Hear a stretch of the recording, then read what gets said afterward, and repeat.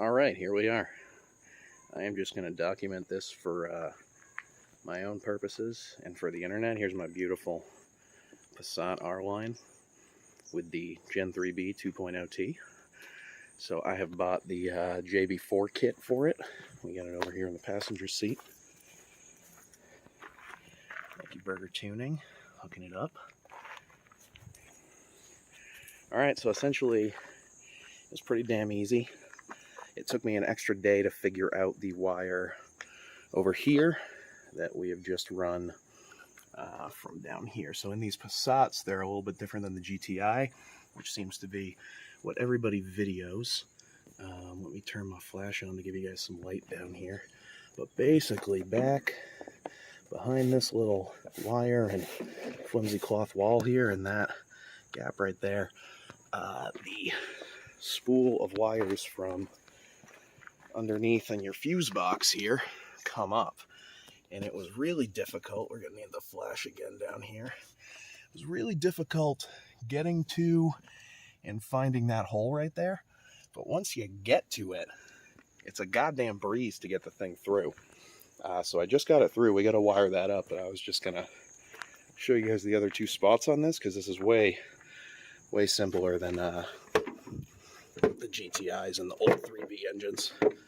George and the guys made it super simple. So I'll get the cover off. There's all the beautiful guts. So normally with the old ones, you'd be tapping into your cam sensor here too, and there's like an AFR wire back there in the GTIs, from what I know. But at least for here, we just have our lead going here into boost pressure sensor in the manifold. 14-pin ECU power is down here just underneath the front of the manifold. It's hard to see, but you can tell I've got the two cables there. And then for the even more difficult one, you can barely make it out. I believe that screw right there is the outside of it. It's hard to see. If I can get in here, maybe I can show you guys, but it's right there underneath that wire. That's your charge pipe pressure sensor for the turbo and the manifold and all that. But that was it. It was those three. That one was hard to reach. I had to go underneath. I jacked it up. I took this guy off, and we attacked it from underneath. But that was about it. Now we just get everything wired up, and we'll connect the video back up when we can plug into the OBD in the car and get these tunes going. All right, here we are. This video is going to be a slightly lower resolution since my current phone is in use. I am using my old phone, but here we are. I'm fully installed and everything is working at this point. Just wanted to give like a little summary what we did with the JB4 here. I'll try to speak over the engine, but this is officially day 3. Everything's plugged in. I've got everything tied down with my cable ties. Plugs there. You can't see the plug that's down there, and I don't want to reach my hand down there now because the fans are moving, but I cable tied it off to the charge pipe. Cable tied here.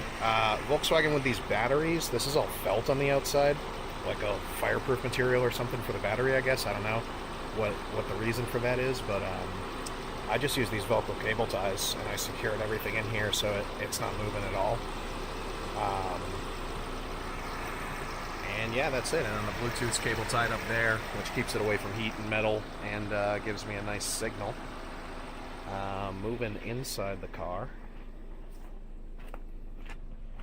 Back into this air conditioning because it's hot as balls out today for October. Everything is looking good. I bought a little unit to hook up here.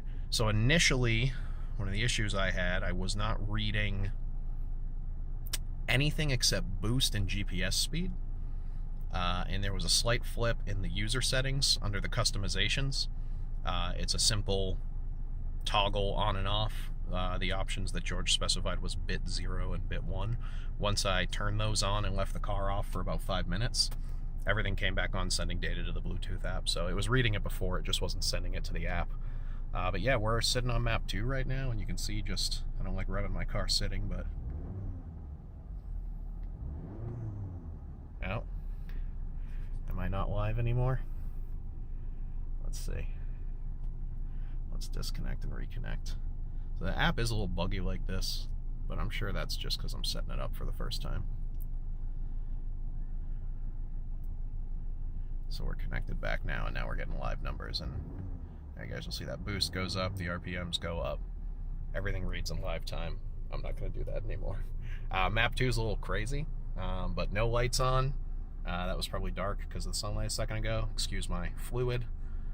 No lights on. The engine light stayed on for a little bit, and then just leaving it parked and off for like an hour or two while I worked. The engine light turned off. Maps feel great. Map 1 is a solid boost. I was seeing numbers like 11 to 15 boost pressure. I saw a 20 on map 2, so it's pretty intense. I'm going to drive around and test it out a bit, but everything's normal in here. The dash went back together real nice. Nothing to see down there. Probably too dark for you guys with this lower resolution camera, but yeah, that's that. Project wrapped up. Looks like a normal car. Probably have to fix this panel over here I took off. And that's that.